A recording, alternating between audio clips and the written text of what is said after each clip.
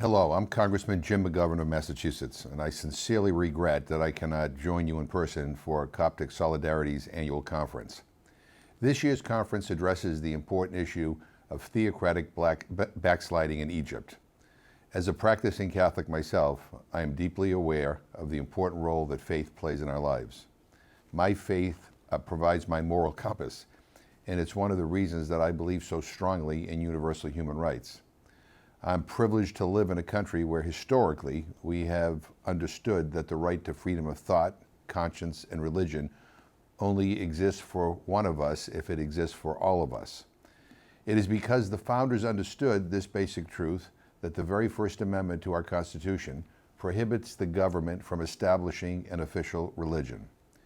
It is really hard to truly protect and guarantee freedom of religion when one religion is elevated above all others. The situation in Egypt is different.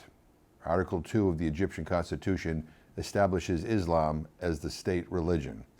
And although the Constitution says elsewhere that freedom of belief is absolute, religious minorities face discrimination by law and by practice. Egyptian authorities have continued to use blasphemy laws to prosecute and detain individuals for expressing their beliefs. Christian converts have been particularly vulnerable.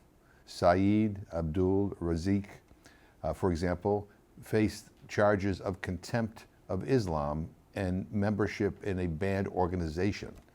Authorities also arrested Dr. Augustine Saman, a Christian thinker, for allegedly promoting contempt of Islam online. Shamefully, both still sit in prison. They must be freed. And then there is the issue of impunity. Those who carry out sectarian attacks continue to go largely unpunished. The practice of customary reconciliation is not a substitute for rule of law.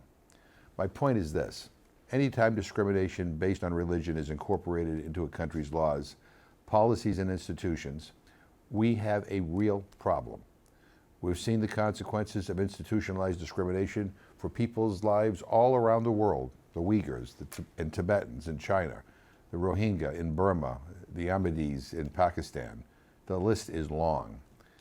I urge you to keep up your good fight against laws and policies that put the power of government behind any particular religion. Those of us who truly believe in the right to freedom of thought, conscience, and religion must never forget that unless that right exists for all of us, it exists for none of us. Some here in Congress need to be reminded of that. I wish you a very successful conference today, and I look forward to hearing about your conclusions. All the best. Thank you.